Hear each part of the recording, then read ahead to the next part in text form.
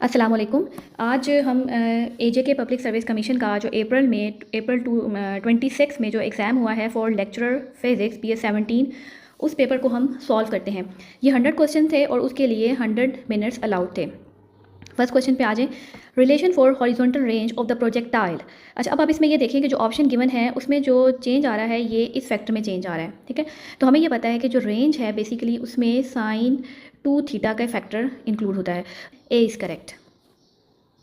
The following is true when used alone converging and diverging lenses. Converging lens can only form real images. Can only form? No. Converging lens can only form virtual images. No. Basically converging lens से हम virtual image और real image दोनों ले सकते हैं। अगर हम within the focus object को रखें तो हमारे पास जो image बनेगा वो virtual होगा। Diverging lens can only form inverted images. No. Diverging lens can form only virtual images. Yes. So option D is here correct. Question. Of all electromagnetic waves, those with highest energies are and those with lowest energies are. तो इसमें आपने बताना है कि highest energy किसकी है, obviously वो gamma raise की होंगी, और लोएस्ट एनर्जी वेव्स कौन सी हैं स्पेक्ट्रम में, radio waves. So option D correct. The centre of gravity of A triangle is, किसी भी ट्राइंगल के लिए अगर आपने सेंटर ऑफ ग्रेविटी फाइंड करना है तो उसके लिए हम उसके मीडियन के साथ इंटरसेक्ट करते हैं। तो ये जो उसका सेंटर पॉइंट जिसको हम सेंट्रॉइड भी कहते हैं that is centre of gravity. तो इसमें होगा option B the point of intersection of the medians. Option B. The speed of light in vacuum is same for all different colors of the light because C is a fundamental constant. Question 6. Partial tones whose frequencies are whole number multiples of the fundamental frequencies are called. अब इसमें जो आपके पास जो frequencies हैं Fn equal to n Fn, basically F1 है fundamental frequencies, और यहाँ पे जो ये जो ओवर टून्स हैं that is multiple of the fundamental frequencies, इनको ओवर टून्स को हम हार्मोनिक्स भी कहते हैं। In the Stanford Linear Collider, electrons are accelerated to 50 giga-electron-volt, speed of such electron as a fraction of c. अब statement तो बहुत शॉर्ट है लेकिन इसको थोड़ा सा सॉल्व करना पड़ेगा। 50 giga-electron-volt means 50 into 10⁻⁹ electron volt. अब ये होगी इसकी काइनेटिक एनर्जी, ठीक है, या हम इसकी टोटल एनर्जी भी ले लेंगे। और rest mass of the electron हमें पता है वो है 0.511 मेगा इलेक्ट्रॉन वोल्ट। तो इसको भी आप मेगा इलेक्ट्रॉन वोल्ट में अगर लेंगे तो ये बनता है 50,000 mega electron volt equal to gamma of mc²। 50,000 divided by 0.511 mega electron volt, तो गैमा की वैल्यू समथिंग आती है 97,850, ठीक है। और गैमा इक्वल है 1/1 माइनस v²/c। तो इसको आपको इस तरह सॉल्व करना पड़ेगा। इसको आपका इसको सॉल्व करेंगे 1 माइनस v²/c इक्वल दिस, इस तरह इसको सॉल्व करेंगे, फिर ये v/c आपने फाइंड आउट करना है, और इस तरह ये सॉल्व करने से ये आएगा option A 0.99 c। For a spherical shell of the charge electric field for r greater than small r greater than capital R with capital R the radius of the shell is। अब अगर आपके पास ये shell है और ये इसका radius, और ये आपने गॉसियन सरफेस ड्रॉ की है,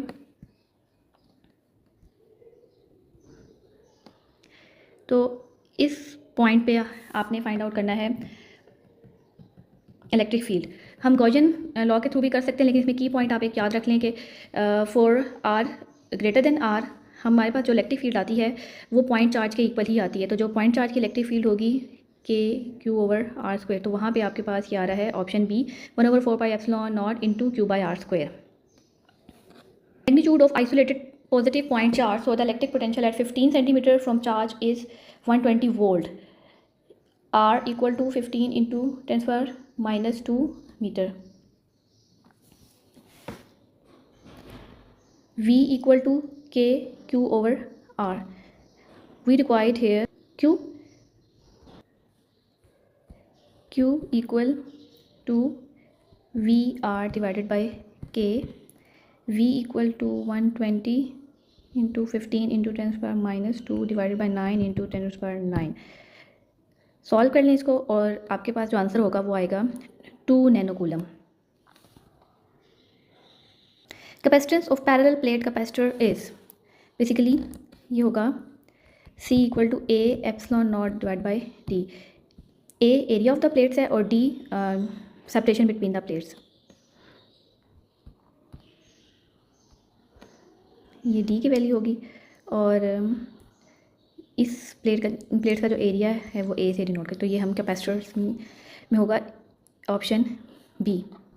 diamagnetism is due to the fact of applied magnetic field on spin motion of the electron, orbital motion of the electron, both spin and orbital motion of electron, none of these। Basically जो diamagnetism है वो होती है orbital motion of the electron के जो applied magnetic field है वो induce करेगी opposite orbital current which is near top of the energy band an electron behave as a free particle and its effective mass. आपने बताना है कि top of the energy band effective mass किसके equal होगा। Basically हमें ये पता है कि तो अगर हमें ये इफेक्टिव मास यहाँ से फाइंड करना है तो हम इसको with respect to E derivate करेंगे। ये कुछ इस तरह होता है ये रिलेशन, और इसके लिए ये होता है कि इफेक्टिव मास जो है वो less than zero means negative होगा। Relation describe that magnetic monopole does not exist. So basically जो del dot B equal to zero है ये टर्म हमें बताती है कि मैग्नेटिक मोनोपोल जो है वो एग्जिस्ट नहीं करता। पैरेलल करंट्स क्या रिपेल करते हैं, अट्रैक्ट करते हैं, do nothing, none of these.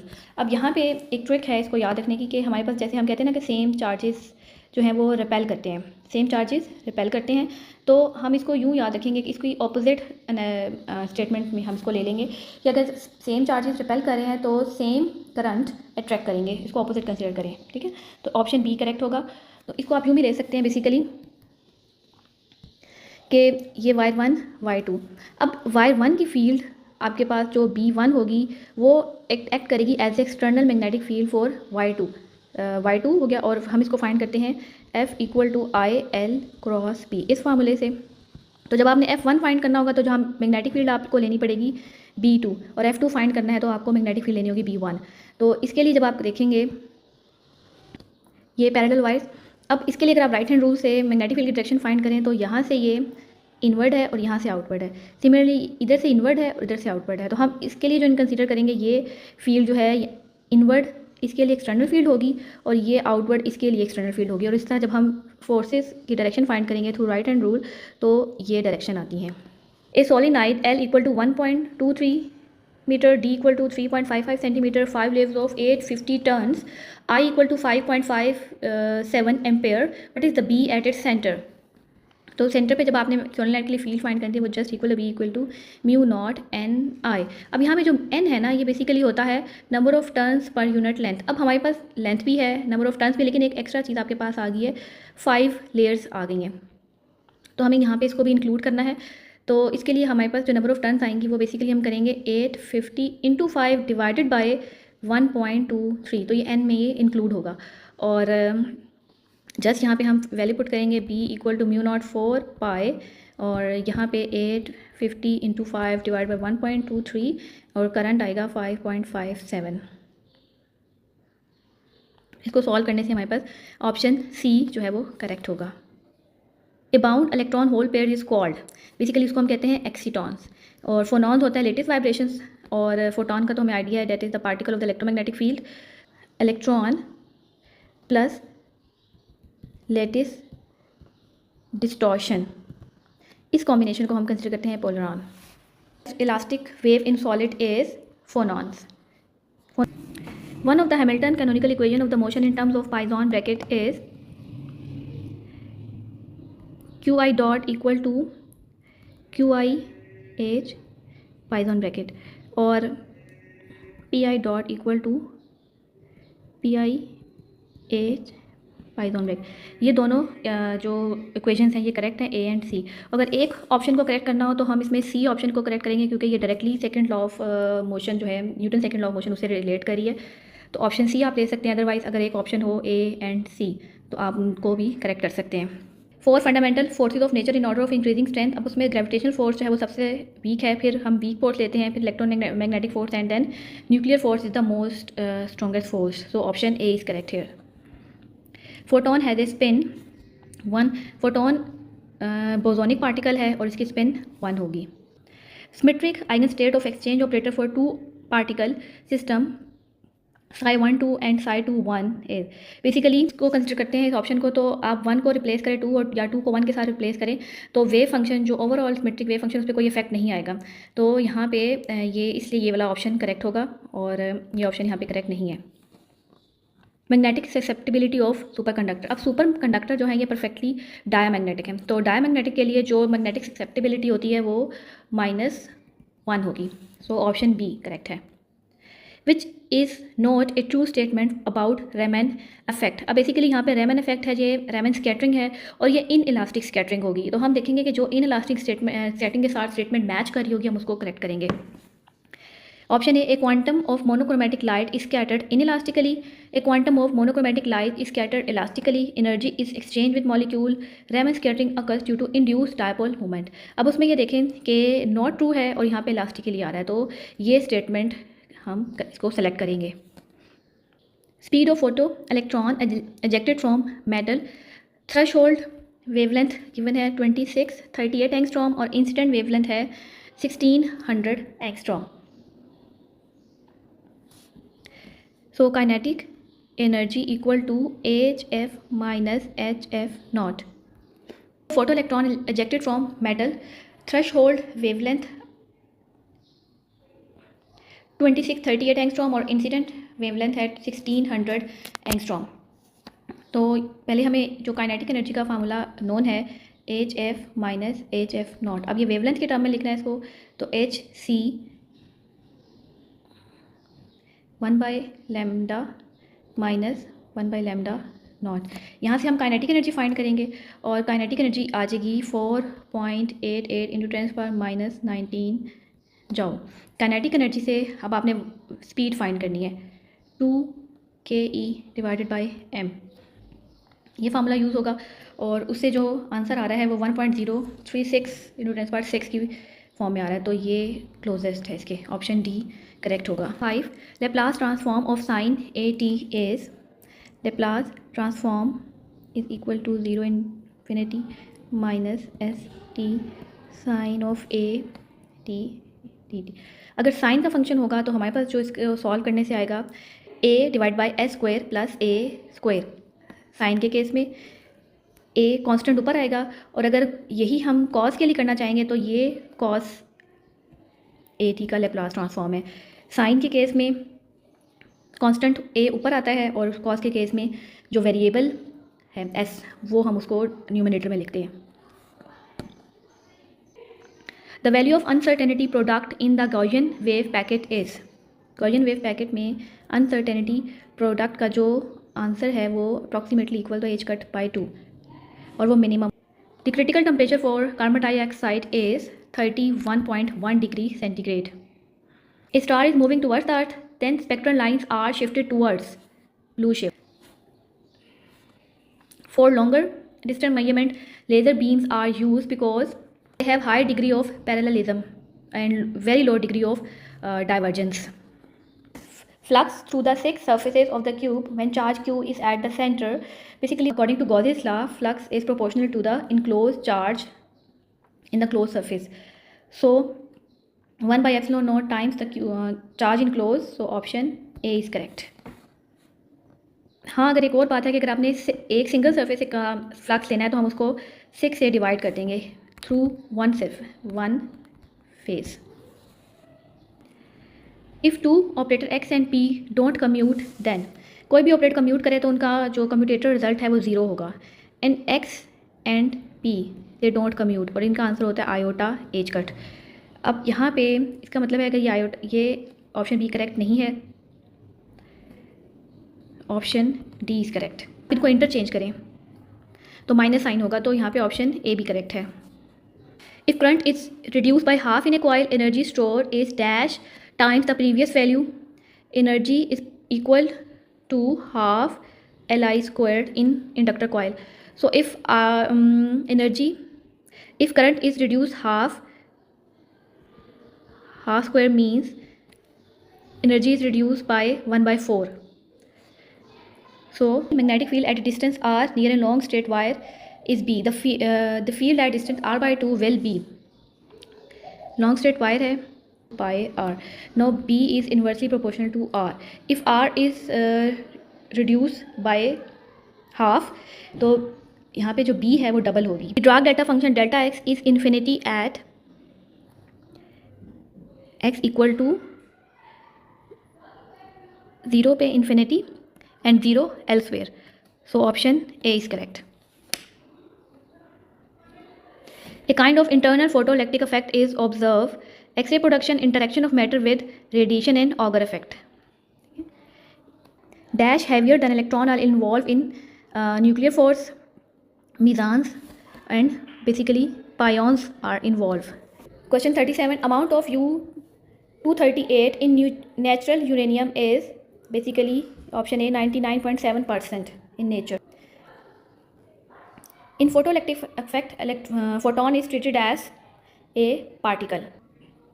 A normal Zeeman effect occur under the influence of weak magnetic field. क्योंकि weak magnetic field में हमारे पास सिंगल जो स्टेट है वो फर्दर 3 स्टेट में स्प्लिट होगी.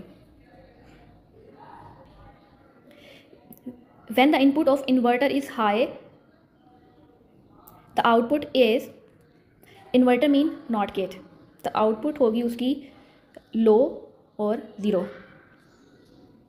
The output of AND gate with inputs A, B, C and C is 1. Output 1 है AND gate में, कब होंगी? When all inputs are high. So option A is correct. A diode is used to control current direction. Yes. Voltage spikes across the inductor. Yes. So option both A and B is correct. What is the behavior of a Zener diode at avalanche point? Basically Zener diode को हम as a regulator भी use करते हैं. और उसमें जब avalanche point पे हमारे पास रिवर्स करंट फ्लो होगा और उसमें जो रिवर्स करंट फ्लो होगा एट कांस्टेंट वोल्टेज, तो यहाँ पे रिवर्स करंट को स्टॉप नहीं करता. Stop flow of either reverse and no. Sustain damage due to current overload no. Basically that zener diode जो है अलाउ करेगा रिवर्स करंट को फ्लो करेगा और एट कांस्टेंट वोल्टेज. तो यहाँ पे हम ऑप्शन डी को correct. FET field effect transistor operate with small input voltage but practically no input current. Option D. An operational amplifier works on very high input impedance, जिसको हम approximately infinite भी ले लेते हैं. हम ये कहते हैं कि जो हमारे ऑपरेशनल एम्पलीफायर है उसकी ये दो इनपुट्स हैं, इनके दरमियान में करंट फ्लो ना हो सके तो हम इसमें इनपुट रेजिस्टेंस को इन्फिनिट कंसीडर कर लेंगे. 46. Dash does not affect the output voltage of a transformer. Basically वो number output voltage number of turns पे डिपेंड करता है, चाहे वो प्राइमरी कॉइल के हो या सेकेंडरी कॉइल के हो. इनपुट और आउटपुट वोल्टेजेस पे भी डिपेंड कर रहा है. तो AC फ्रिक्वेंसी जो है इस पे ये इंडिपेंडेंट होगा, इस पे ये डिपेंड नहीं करेगा. Transverse and longitudinal wave can be distinguish by the property of, A की प्रॉपर्टी है जिसपे इन दोनों को हम डिस्टिंग्विश कर सकते हैं, that is polarisation. Doppler effect applies to, अब ये साउंड पे भी अप्लाई हो सकता है और लाइट वेव पे भी, तो ऑप्शन सी करेक्ट होगा. विच इज़ नॉट ऑप्टिकली एक्टिव, यहाँ पे जो वाटर है वो ऑप्टिकली एक्टिव नहीं है, option A. 50. A point source of light place in a homogeneous medium give rise to a spherical wave front जो हर डायरेक्शन में ट्रैवल करेगी. यहाँ तक हमने इस पेपर के 50 क्वेश्चन सॉल्व किए हैं. तो इसके पार्ट 2 में 51 से 100 तक जो क्वेश्चन है उसको सॉल्व किया जाएगा. तो नेक्स्ट वीडियो के लिए कनेक्टेड रहें और चैनल को सब्सक्राइब करें. Thank you.